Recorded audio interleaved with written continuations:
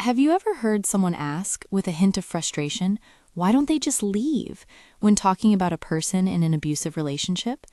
It's a question that, while perhaps well-intentioned, often oversimplifies a deeply complex and perilous situation.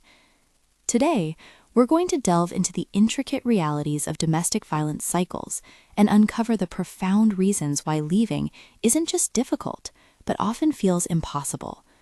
We'll explore the layers of control, fear, and even hope that can bind someone to an abusive partner, aiming to replace judgment with understanding and confusion with clarity.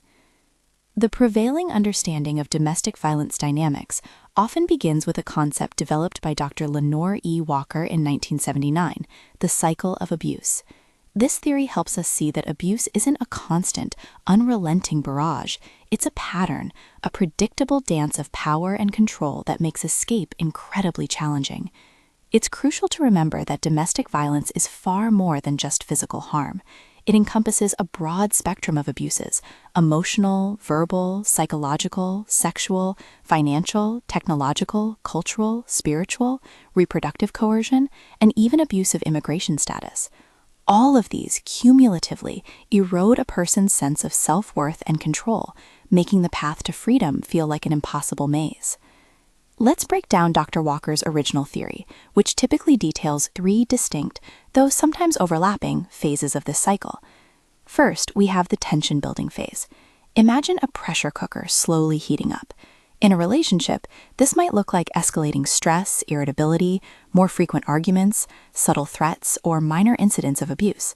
The victim often feels like they're walking on eggshells, desperately trying to prevent an explosion. They might try to placate, anticipate the abuser's moods, or isolate themselves, all in an effort to keep the peace and avoid the inevitable. This phase is characterized by a growing sense of dread and unease. Next comes the incident, or acute battering phase. This is where the accumulated tension finally erupts. It's the explosion, the abusive incident itself. This can manifest as physical violence, a severe emotional attack, sexual assault, or extreme psychological torment. While this phase is often the most brutal, it's typically the shortest. It's the moment of crisis where the victim experiences the direct impact of the abuser's control and aggression. Finally, we enter the reconciliation or honeymoon phase. Following the abuse, the perpetrator often undergoes a dramatic shift.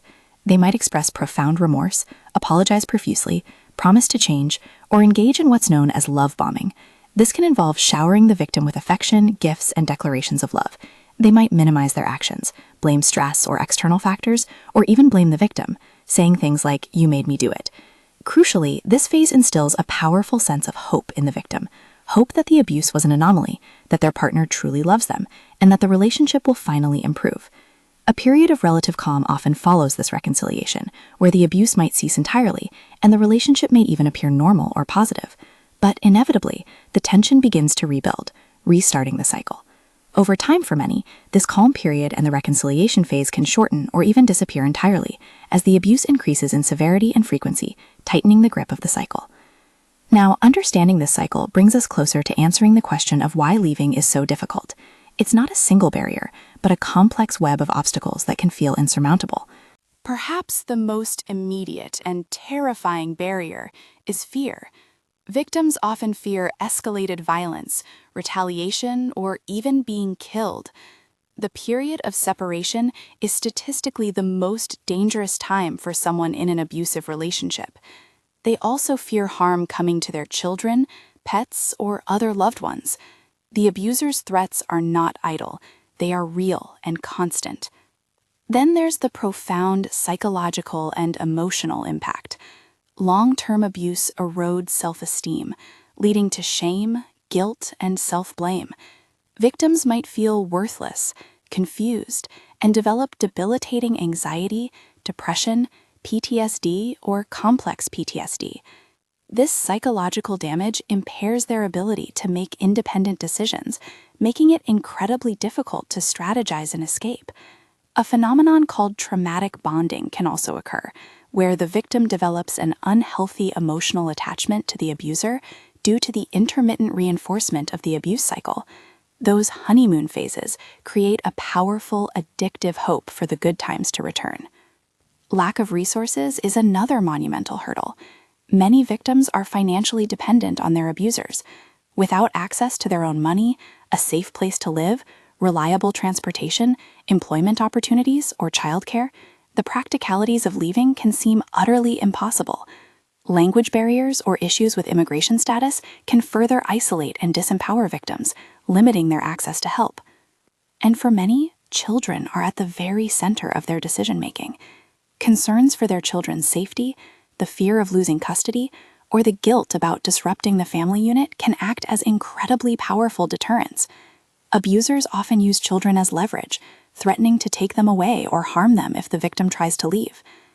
It's also vital to acknowledge that many survivors genuinely love and hope for their abuser to change. During the honeymoon phase, the person they fell in love with reappears, affirming their hope that the good times will return and endure. This hope is incredibly powerful and can keep someone tethered to the relationship for years. Abusers' tactics are designed specifically to prevent departure. This includes active isolation from friends and family, relentless threats, including suicide threats to manipulate the victim into staying, gaslighting, making the victim doubt their own sanity and perception of reality, financial control that makes escape financially impossible, and constant monitoring of communication and movements. Finally, societal and cultural factors often play a significant role. Traditional customs, religious beliefs, family pressure, and societal stereotypes can compel victims to stay and make it work, reinforcing the idea that they have failed if the relationship ends. The pervasive question, why don't they just leave, is itself a societal factor, placing blame on the survivor and minimizing the complexity of their situation. Even after leaving, survivors often endure continuous traumatic stress, CTS, ongoing threats, stalking, and psychological control that perpetuates the trauma long after the physical separation. It's important to challenge the persistent question, why doesn't the victim just leave? This question, as we've seen, places unfair blame on the survivor. Abuse is never the victim's fault. The responsibility lies solely with the abuser. We must also acknowledge that domestic violence affects individuals across all genders, sexual orientations, and socioeconomic backgrounds. Stereotypes that assume men are always abusers and women always victims can alienate male survivors and discourage them from seeking help. So what does all of this tell us? It tells us that leaving an abusive relationship is not a simple choice, but an incredibly perilous journey fraught with physical danger, psychological warfare, financial hardship, and emotional devastation. It's a testament to immense strength and courage when someone does manage to break free. If you or someone you know is in an abusive situation, please remember, you are not alone, and it is never your fault. There are people and organizations dedicated to providing support, resources, and a pathway to safety. Help exists, and reaching out is the first step towards reclaiming your life. It takes immense bravery to consider leaving, and even more to execute it safely.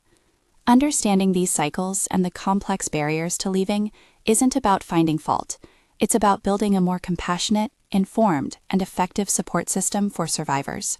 It's about replacing judgment with empathy and empowering those who feel trapped to find their way to safety and healing. Thank you for joining us today as we strive to understand better, and in doing so, help more effectively.